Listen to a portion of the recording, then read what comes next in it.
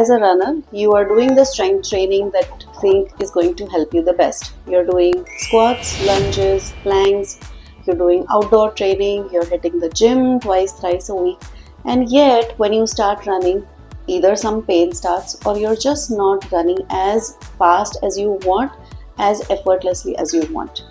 It may not be that strength training isn't working for you. It may be that you're doing the wrong kind. There are many things that go into strength training that are very specific for runners, and that's what we are going to cover in today's video. Hi, I'm Dr. Rajani Patil. I'm a spine and sports physiotherapist practicing for over 24 years here in Shivaji Park, Mumbai.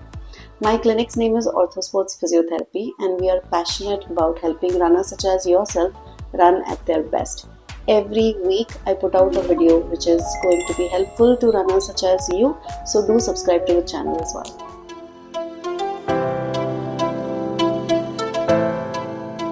The runners that I see in the clinic often ask me this question when they keep getting pain over and over, that they are doing strength training, they are hitting the gym, and yet it does not translate to pain-free running.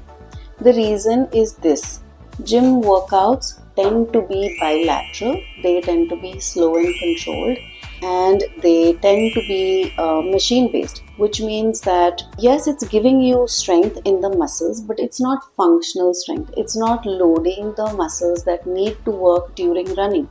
Running, as you know, is a repetitive sport, which means what? That you're using the same muscles on the one leg which hits the ground every single time. So if you're not doing unilateral trainings, you're not building the leg and balancing the load out on one leg, giving it more stability and control, then this strength training that you're doing in the gym is not really going to help you in running as per se.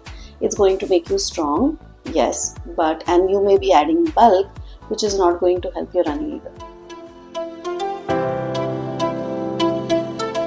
So what are the three components of strength that you as a runner need? Number one is single leg strength. Number two is control, not power. And number three is load tolerance. Let's look at each of these. Let's break them down and see how you can train these better. Single leg strength. Your glutes, your calf muscles, your hamstrings. These muscles should work in conjunction with each other, having a balanced amount of strength, but the one leg should be able to take the force that running does. So what does that mean? That you need to be doing more functional exercises, more unilateral strength exercises, whether it's in the gym, at home, or outdoors. But this is a critical element. Of course, you should be building up some strength on the mat, activate the muscles and then strengthen them on the mat. But don't forget to add that unilateral strength that really translates into running beautifully. Point number two was we want control, not necessarily power. Strength can do many things, right? We want muscles to be strong and it can give you a lot of power. For sports, that's important, especially like tennis, when you have to drive a lot of force through your upper body. However, for running, it's more a control game. So if your hip area has a lot of good control, and that comes from your gluteus medius being strong, your foot is well controlled when you're running, then this keeps the alignment all the way through from the hip down to the foot, and injuries don't start in the first place. Number three is load tolerance. Just like in running, you start your mileages slowly and you gradually go up, right? The same way, your tissues need to be strengthened over time, and your body should understand load. It should be able to tolerate a load before you add more. So just strength training for 2 weeks and expecting to have massive difference is not going to help. You need to be doing progressive strength in order to work on that. When we do strength training in the clinic for my runners, we take in mind all these three components and build the program accordingly. Of course, this all comes from finding out what their strengths and deficits are, which is why I highly recommend every runner to do a gait analysis or a running assessment, as I call it, which if you want to get it done, we do it online as well as offline. You're welcome to come to the clinic.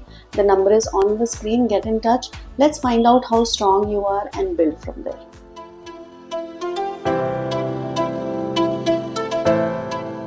So how much strength is enough for runners? Runners don't need to be super strong, they don't need to be doing weightlifting, right? We just need enough strength to give you lean muscle mass, because you don't want to bulk up either, that's not going to help your running. So you want to keep the loads light. Again, it's also based on your strength assessment. You can speak with your sports physio and figure out how many days a week is optimum for you. Because I've seen some very strong runners who don't really need to spend that much time twice a week. With a 20-minute program is good enough. And yet there are runners who get injured a lot, and it may be because of maybe two muscles, adductors, maybe your glutes that are really weak.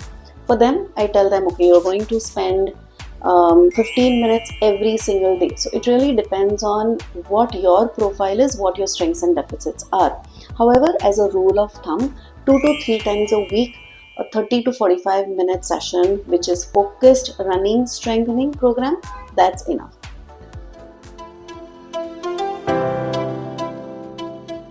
So what are the signs that your strength training is actually working for you?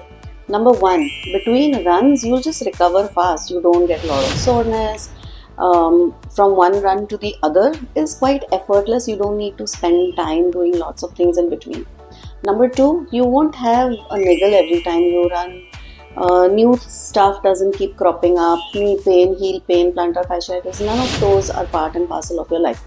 Of course, as a runner, some injuries are common and they do happen, but it shouldn't be that common. Number 3, you will feel like your running is quite effortless, that you feel very stable and strong as you run. Remember, you're building strength not to get stronger or to bulk up. You're getting stronger so that it can support your running.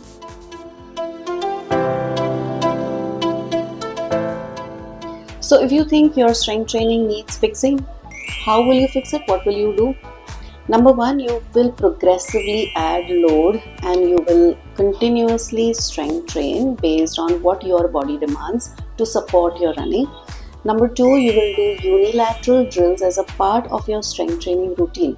However, please ensure that your muscles are activated before you do strength training. Some basic stuff, you should have some basic strength before you do a lot of unilateral drills. When I show strength to my runners, I ensure that the core, the glutes, adductor muscles, gluteus medius, these are the main muscles that need to be strong. However, if I see that the foot doesn't have a lot of control, then I may work on the foot as well. So find out what those areas are that need work for you as a runner, and if you don't know, come in and get a running assessment done. If you do know that, focus on these areas instead of just doing basic exercises or maybe even very fancy advanced exercises which may not be serving you as well. After having treated thousands of runners over the years for the last 24 years, I can tell you one thing. Your strength training must work for you. It should not compete with your running. You should not feel tired from the strength training. It should just seamlessly be part of your weekly training schedule, and it should make you functionally strong to run faster and injury free. So if you think this video was helpful to you, do share it with your running buddies. I'm sure it will help them out. Also, do subscribe to the channel and hit the bell icon, because every week when I publish a new video, you will get a notification about it. See you in the next one.